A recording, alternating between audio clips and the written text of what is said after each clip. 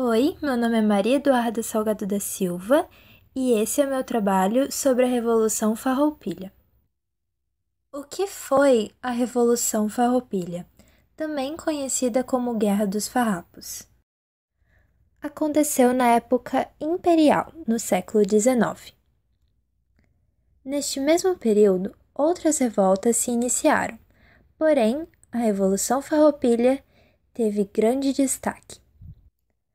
O movimento se iniciou em protesto aos impostos altos cobrados no charque, no sal e em outros produtos do Rio Grande do Sul. Os grandes líderes da época haviam cobrado um valor absurdo nesses produtos e os fazendeiros não estavam gostando nem um pouco disso. Então resolveram fazer essa revolução para mudar as coisas, pois só falar não estava adiantando.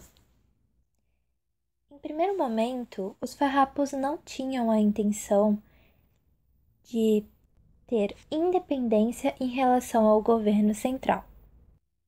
Porém, com o decorrer da Revolução, essa ideia se tornou mais forte e vinculou-se à Revolução. O historiador Moacir Flores, autor de diversos livros sobre a revolta, considera a Revolução Farroupilha como uma guerra civil, já que colocou os rio-grandenses um contra os outros. Ele diz: foi uma guerra iniciada pelos grandes proprietários rurais, chamados estancieiros. O império, que já cobrava impostos das propriedades urbanas, decidiu cobrar impostos sobre as propriedades da zona rural. Partindo para a questão do tempo da revolta, foram quase 10 anos de conflito e tentativas de negociação. Foi a revolução mais longa que tivemos no Brasil, que acabou apenas pelo Tratado de Ponte Verde, no dia 1º de março de 1845. A Guerra dos Farrapos foi promovida pela classe dominante gaúcha, constituída de estancieiros, que eram os donos de grandes propriedades rurais, gado e negros escravizados. Naquela época, eles tinham que pagar elevados impostos territoriais, além de altas taxas sobre as exportações do charque, couro e sebos. Isso os deixava indignados, pois o charque gaúcho devia pagar 25% dos impostos, enquanto o uruguaiano pagava somente 4% para ser vendido no Rio de Janeiro. Havia também um ressentimento contra o governo imperial, que recrutava homens e cavalos para as lutas com os territórios fronteiriços, mas pouco beneficiava a sociedade local.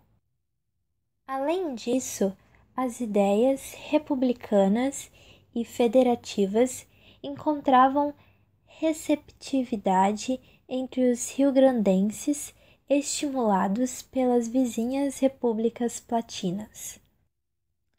Também havia uma insatisfação com a falta de autonomia na província. Essas foram algumas das principais causas dessa revolta ter acontecido. Então, no dia 18 de setembro de 1835, grandes líderes dos farrapos, aqueles que defendiam a separação do Rio Grande do Sul, reuniram-se e decidiram fazer uma revolta contra o império na província. E, logo após, no dia 20 de setembro de 1835, iniciou-se a revolta. Os principais acontecimentos da Revolução Farroupilha eu dividi em 6 partes, começando pela primeira batalha. Com a vitória na Batalha do Ceival, foi um dos maiores trunfos dos farroupilhas. O combate ocorreu no município de Bagé e representou uma reação importante dos rio-grandenses, que haviam amargado algumas derrotas, dentre as quais a perda de Porto Alegre para o Império. A vitória em Seival, liderada pelo general Antônio Neto, abriu as portas para a proclamação da República Rio-Grandense. Proclamação da República Rio-Grandense. Com a criação de um Estado-nação, a revolta farroupilha ganha contornos separatistas. O primeiro presidente da República Rio-Grandense foi Bento Gonçalves, que, no entanto, acabou sendo preso na Batalha do Fanfa, em outubro de 1836.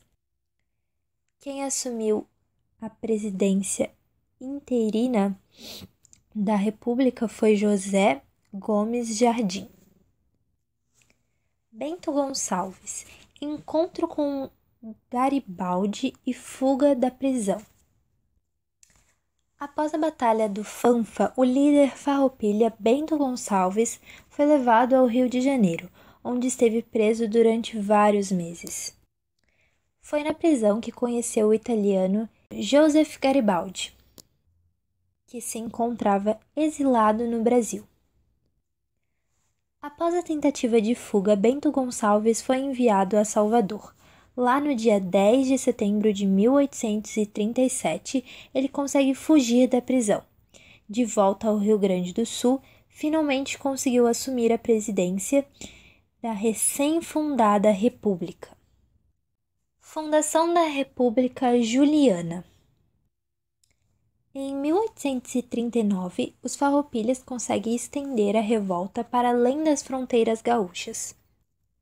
Sob a liderança de Garibaldi e do general Davi Canabarro, as tropas republicanas tomam Laguna, em Santa Catarina, e proclamam a República Juliana. Sem o apoio da população local e sofrendo com o bloqueio imposto pelo Império ao porto de Laguna, o movimento foi derrotado em novembro de 1839. A derrota em Laguna marcou o início do declínio farroupilha. Duque de Caxias é encarregado de pôr fim à guerra. Em 1842, Luiz Alves de Lima e Silva, mais tarde tornando Duque de Caxias, é nomeado para o posto de comandante das armas do Rio Grande do Sul, com a clara missão de rebelar a revolta. Só em 1843 houve 19 combates, a maioria dos quais com desfecho positivo para o exército imperial. O massacre de Porongos. As lutas ainda se estendem até 1845, com sucessivas derrotas farroupilhas. Um dos episódios mais tristes de toda a guerra foi o massacre de Porongos, uma emboscada protagonizada por soldados imperiais que resultou na morte de centenas de soldados negros. Assim, dando ponto final na Revolução Farroupilha e trazendo o Tratado de Ponte Verde para apaziguar as duas partes e trazer a paz de volta. Os principais líderes dessa revolta foram Bento Gonçalves e David Canabarro. Porém, houveram outras pessoas que ajudaram muito nessa grande revolta, como Joseph Garibaldi. Nessa parte, eu separei 2 mapas, um ilustrativo e outro demonstrativo.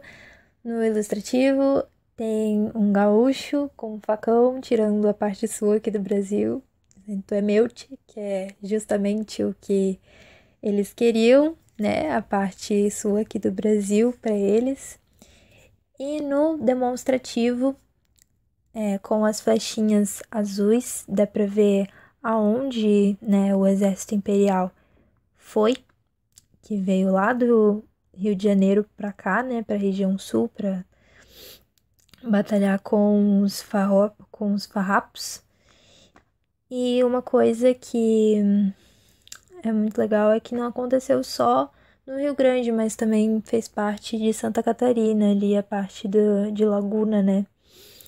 Mas eles não conseguiram, eles queriam ir pra Floripa, pegar ali aquela parte de Floripa, mas não deu certo. Enfim, achei legal colocar no trabalho essa parte para ter um entendimento melhor da área. Algo legal de se comentar é que quem mais fez parte dessa revolta foram brancos pobres, índios, mestiços, negros, e havia até negros escravos, né, na época, e havia até uma unidade militar específica para esses escravos negros que ficou conhecida como Lanceiros Negros. A liberdade que foi prometida para esse grupo de pessoas foi uma promessa tão instigante que os escravos se submetiam a grandes batalhas, eles eram muito usados nas missões e arriscavam suas próprias vidas nessas missões, e eles escolheram justamente esses escravos porque eles tinham mais mobilidade, eles tinham mais agilidade. Nesse meio tempo, como foi a forma de governo de Bento Gonçalves? Teve 6 ministérios, serviço de correio, tratados com outros países, como o do Uruguai, né, que era o que incomodava muito eles, essa questão do Uruguai pagar menos taxa e eles pagarem uma taxa muito maior. É uma política própria e não teve a aplicação de ideias liberais. Pelo contrário, foi algo extremamente fechado ao que os governantes queriam mesmo, o que os chefes queriam era dito e feito. Não tinha essa questão das ideias liberais que antes eram como objetivo. Se caracterizou como uma ditadura, reprimindo qualquer opinião contrária. Deixei aqui os 2 principais motivos para ter acabado a Revolução Farroupilha, que foi as derrotas, né, ali no final, as grandes derrotas que tiveram, as muitas derrotas que tiveram, e o massacre de Porongos, né, que era justamente aquele grupo de escravos negros que eram a maior força dos farroupilhas. Então, sem aquela grande quantidade, eles ficaram desesperançosos para conseguir conquistar aquilo que eles queriam antes, o que ocasionou a eles cederem e acabarem com a revolução. O que constituía esse Tratado de Ponte Verde? Havia anistia, incorporação dos oficiais farroupilhas ao exército imperial, que era um dos motivos para ter acontecido. Eles eram não deixados de lado, mas assim, não se sentiam incluídos no exército imperial. Isso incomodava muito eles. A liberação dos escravos que haviam lutado ao lado dos farroupilhas, mas apenas dos escravos que lutaram e não das famílias dos escravos, que foi o que eles tinham prometido no começo. Apenas os escravos que lutaram, não as famílias dos escravos. A devolução das terras que haviam sido tomadas dos rebeldes, a diminuição dos impostos naquela província e o fortalecimento da Assembleia Provincial. Por fim, eu coloquei algumas fontes que foram usadas para fazer o trabalho. Inclusive, eu fiz o trabalho no Canvas. E eu fiz o vídeo justamente porque, como ele não transforma em slides do pacote Office, né, do Word, eu tive que fazer o vídeo. Mas eu gostei muito de fazer o vídeo porque eu gosto de explicar, até mesmo porque isso ajuda no meu entendimento com a matéria. Eu gostei muito mesmo de poder aprender mais sobre esse assunto.